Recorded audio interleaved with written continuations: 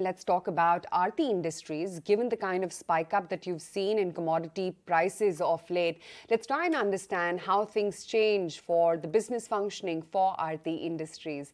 Rajendra Gogri joins in on the show right now. Rajendra, hi, good morning. Good to have you on the show. Rajendra, benzene is a key raw material for your company and the prices have been strengthening. In your opinion, where are the prices headed and what does this really mean for your company? Do you have to pass through the provisions in place? And what exactly is the percentage of the input cost hikes that have been passed on so far? Yeah, benzene prices generally tends to mirror the increase with the crude prices. But overall, the December prices and March prices about 10% increase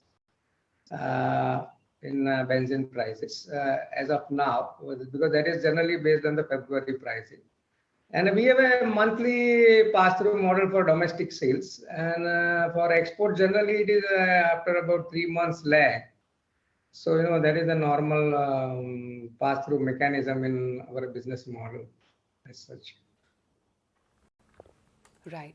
Your top line has about a 12% exposure, Rajendra, to Europe. Has the current Russia-Ukraine conflict had any impact on your operations in that geography?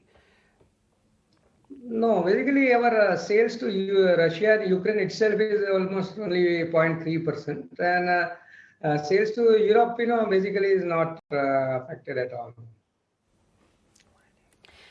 Right. Can you tell us when the demerger of Aarti Industries is expected and what is the amount of debt that will be transferred to Aarti Pharma Labs? Yeah, I think we are expecting maybe by end of Q1 of FY23. And the debt number I will not have immediately. But what is your current debt on books, Mr. Gogri, and what is the overall plan to offload your debt? Current debt will be upward of around, it will be around 2,500 crores. We also saw that Q3 was impacted by the shortage of nitric acid. Has this shortage persisted in Q4? And when do you believe that the impact of this is likely to ease? Yeah, it was some impact was there, especially in month of February. But now things have normalized as far as nitric acid is concerned. Sure. Mr. Gogri, you recognized about 631 crore rupees as termination fee in your revenue in the third quarter.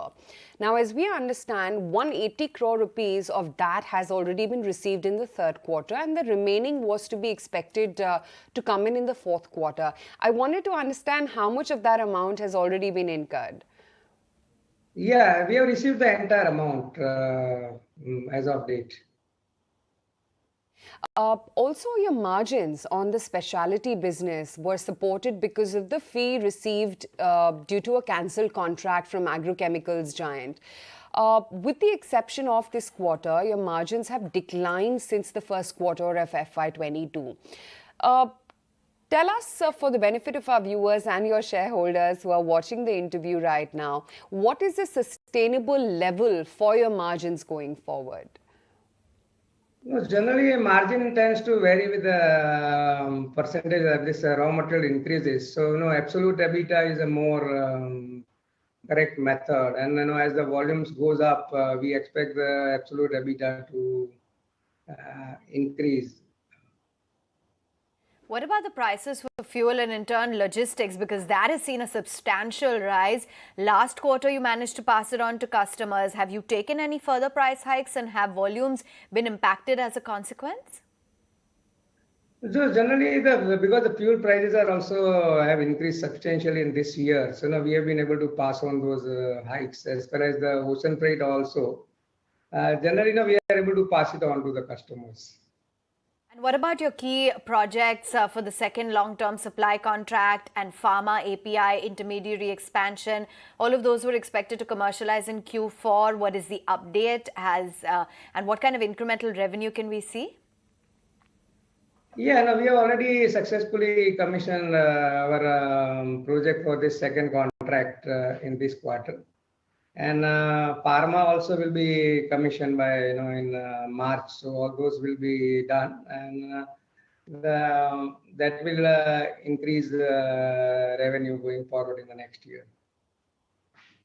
What about new chemistries, new products, new R&D that you're looking at? Can you give us some sort of a segmental breakup? As we had earlier guided that we are planning to introduce about 40 new products in chemical and about 50 new products in pharma in next 2 years. So those projects will go under construction in FY23. Will be on chlorotoluene and other in that various newer chemistry also will come in. All right, we'll let you go, Mr. Gogri. On that note, that's the view coming in on Aarti Industries, talking about how there's minimal exposure to Europe and Russia as of now. The demerger will be completed by Q1 FY23, and they have seen a shortage in nitric acid, but volumes are expected to pick up as their absolute EBITDA as well grows. 1.6%, that's where Aarti Industries is at 842.